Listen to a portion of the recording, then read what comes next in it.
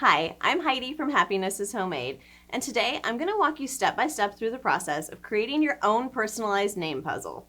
Then I'm also going to show you some really cool combinations of materials that you can use to make these puzzles uniquely your own. Plus, along the way, I'm also going to show you a few of my favorite laser crafting tips and tricks that is going to help you create these puzzles even quicker and easier.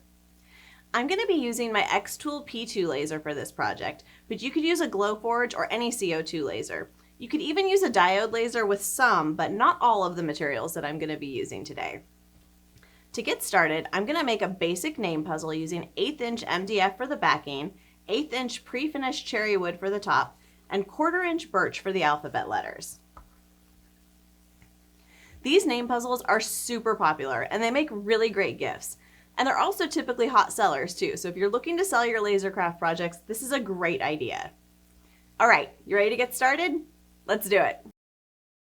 To get the SVG cut files that I'm using in this video, visit happinessishomemade.com/lasercraftfest. Enter your name and email into the form and you'll get the files delivered straight to your inbox.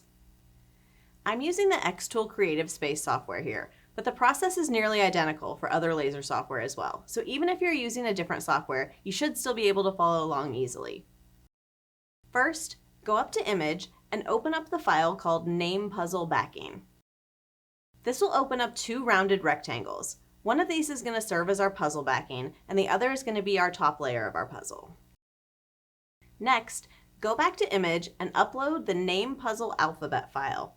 If it prompts you to resize the file to fit the canvas, go ahead and click on that. We're actually going to make this alphabet smaller and move it on over to the corner for now.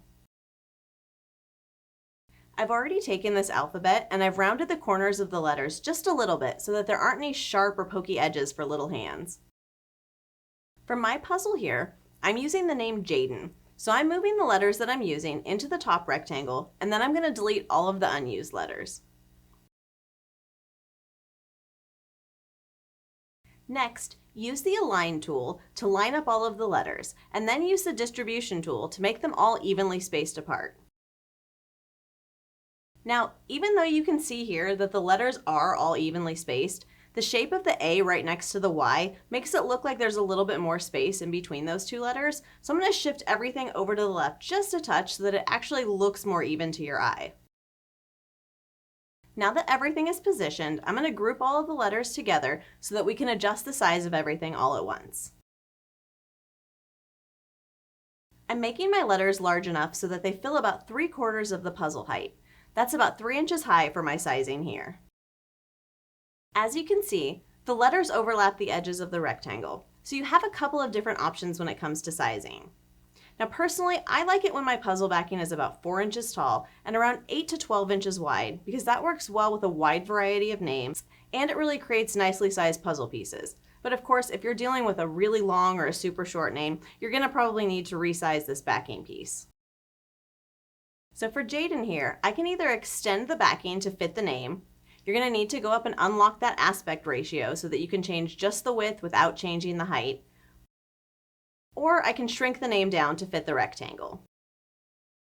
Since I really like the dimensions of my backing board here, I'm going to go ahead and opt to shrink the name, which also comes with a couple of different options. Option 1. You could make the name fit the backing and then reduce the height of the rectangle. This is going to keep your alphabet font letters in their original format, but it is going to result in smaller sized puzzle pieces. Option 2, which is what I'm going to do here, is to condense the width of the font to make it fit the size of the backing. That way I can keep those larger size puzzle pieces that I like. Now, this is not always going to be your best option though, because some fonts and some letters can get really wonky looking. But with this particular name, I think it looks fine when it's condensed to fit. Our final step is to make sure that the name is positioned perfectly on the background. And then, once that's in place, use the grouping tool to combine the elements. For this particular puzzle, I'm going to cut my rectangle pieces from two different materials. So I'm selecting the second one and right-clicking to add it to a different layer. Now that we have our file set up, I'm going to go ahead and connect my software to my P2 laser. I've already added my sheet of MDF backing board to the laser, so I can refresh the image here, and that's going to clearly show us a picture of the materials in the machine bed. Select 3mm MDF from the materials list and use the auto measure feature to determine your exact material height. Set the cut settings for the MDF backing sheet and set the other elements to ignore for now.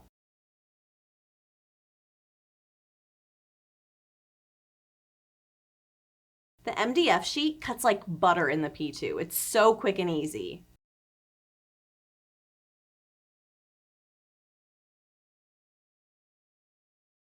Back in the XCS software, set the backing board element to ignore and set the puzzle top to cut from 3mm cherry wood.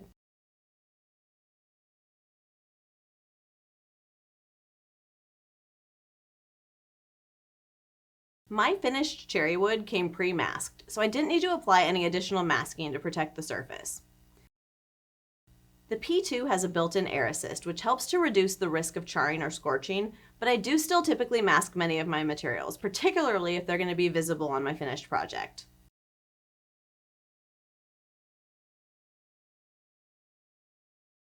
We can delete the rectangle shapes now that we're done using them, but be sure to ungroup the letters from the rectangle before deleting it.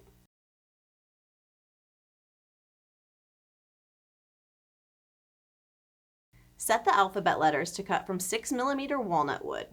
I'm actually using birch wood, so I'm going to tweak the settings just a little bit since I don't actually have a birch option in the materials list.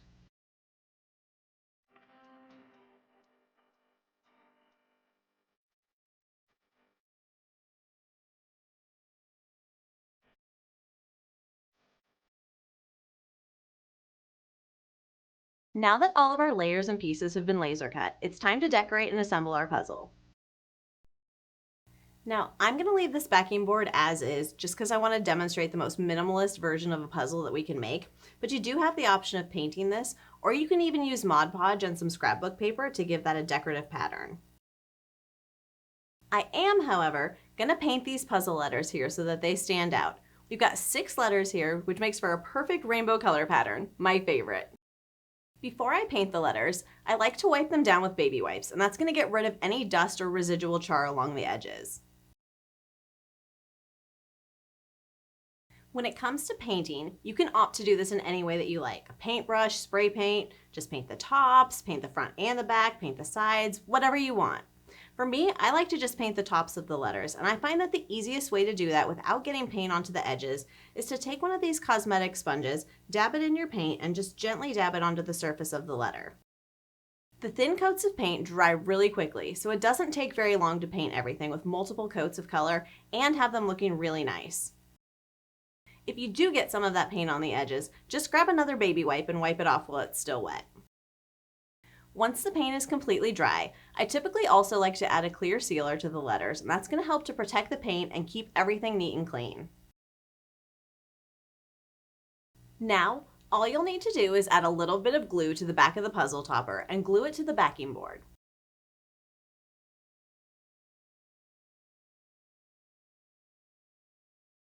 I like to use these little sewing clips to hold everything in place while the glue dries.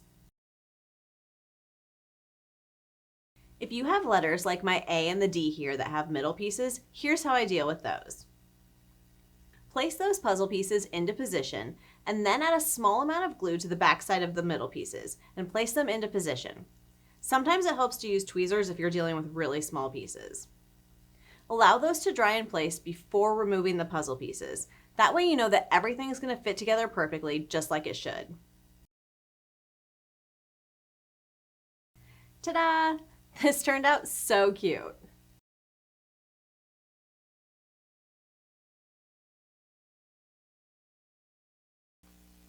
Now I'm sure the gears in your brain are already spinning with lots of fun ideas about how you can customize these puzzles. But before you dive into it, I just want to show you a few more of my favorite materials to spark just a little bit more inspiration. So like I mentioned earlier, one of the easiest ways to dress up the background of your puzzle is by using Mod Podge to add a decorative layer to the backing.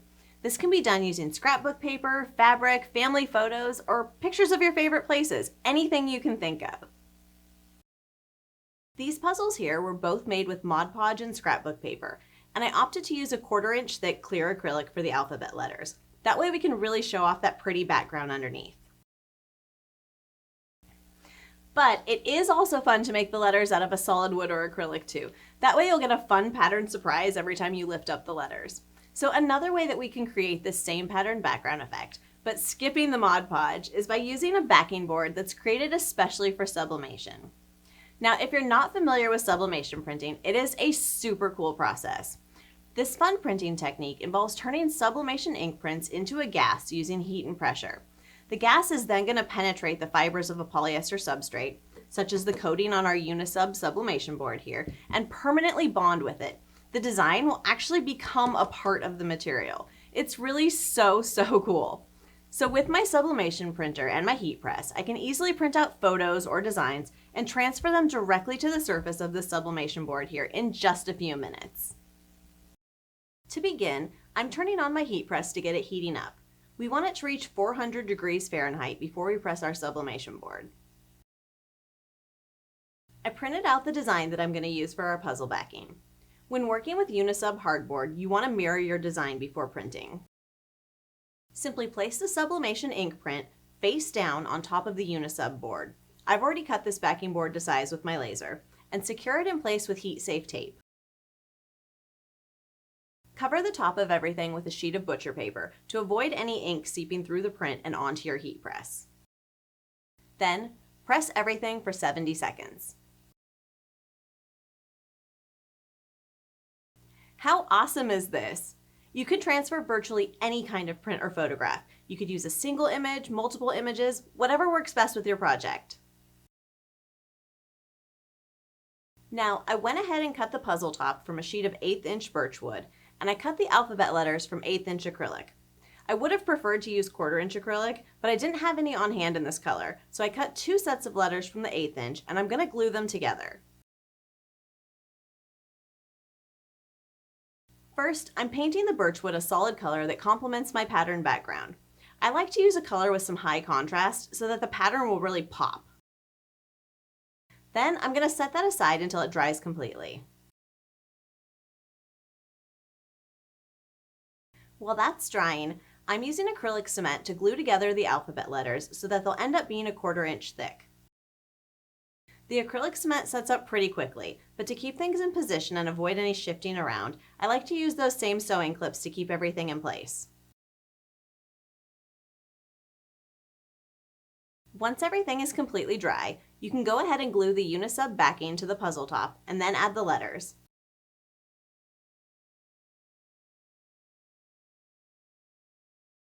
Here's another super cute idea that's got a totally different vibe from that first puzzle we created. So now that you know the basic process of sublimation, let's try something that's a little similar but different to our last project. This time, we're going to use a different sublimation material, sublimation acrylic, to create our letters, and we're going to give each puzzle piece its own unique pattern. This sublimation acrylic here is actually one of my favorite materials to work with because it has such a cool and unique finish and process.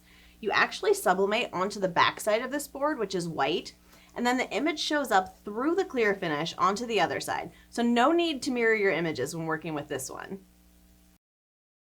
I printed out my sublimation patterns for the puzzle letters, and I'm placing the print ink side down on the white side of the sublimation acrylic and securing it with heat-safe tape.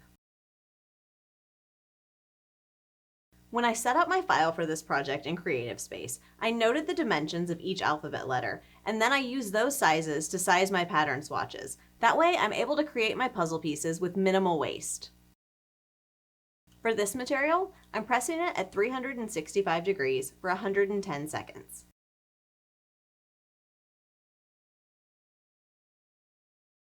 Look at how cool this looks! Now I'm going to use my P2 laser to cut my alphabet letters out of the sheet. Refresh the image so that you can see your printed sheet in the laser bed. Move each letter into position on top of their pattern background and then cut with the laser. These turned out so cute!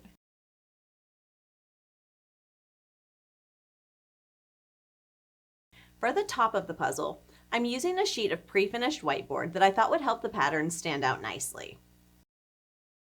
I'm applying a sheet of 3M double-sided adhesive to the back side before cutting it in my laser.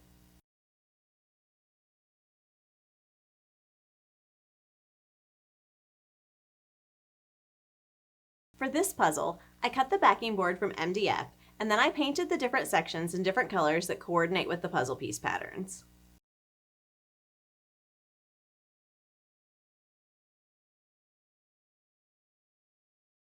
So now, when it comes time to assemble the layers of your puzzle, instead of using glue, you can simply remove the backing paper from the 3M tape and stick everything into place on the background sheet.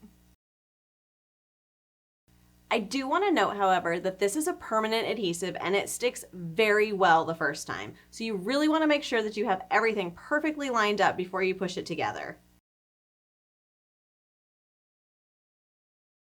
As far as the letters go, the sublimation acrylic is 4 millimeters thick, and the base here is only 3 millimeters thick. So the letters do stick up just a little bit above the surface. It's going to be up to you if you feel like that's a good amount, or if you want to add another layer of acrylic to the back of the letters to bulk them up just a little bit like I did here.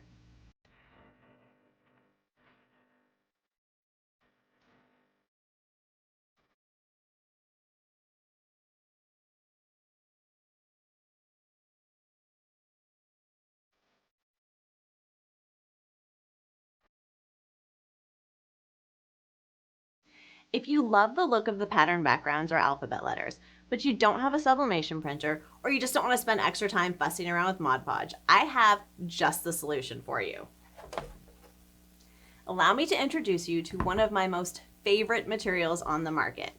This is Pattern Ply. Now, Pattern Ply is available exclusively from Smoky Hill Designs, and not only is it an awesome material, but the family that runs this business is just the sweetest, so I absolutely love supporting them. Now, Pattern Ply is available in lots and lots and lots of different patterns. It comes in both patterned MDF and patterned acrylic options, and you have your choices of thicknesses, and you also have the option of choosing whether or not you want your design to be a double-sided board here, or if you want it to just be single-sided. Now they have, like I said, tons and tons of options, so I'm sure you will be able to find something that's absolutely perfect for your project. For the backing, I opted for a simple sheet of MDF that I painted white. This is going to provide some really high contrast against the Galaxy pattern ply that I'm using for the top of the puzzle. I thought that these glow-in-the-dark acrylic letters added an extra fun touch of whimsy to this Galaxy theme puzzle.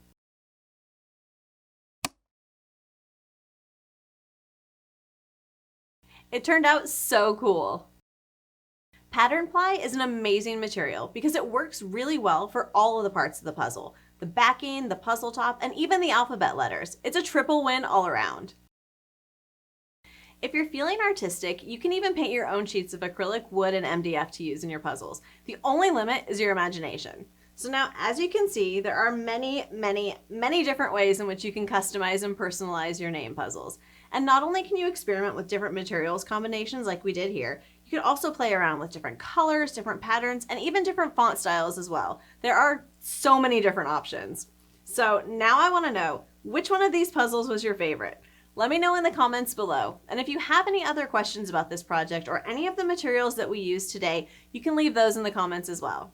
I had so much fun laser crafting with you today, and I can't wait to see all of the awesome puzzles that you create.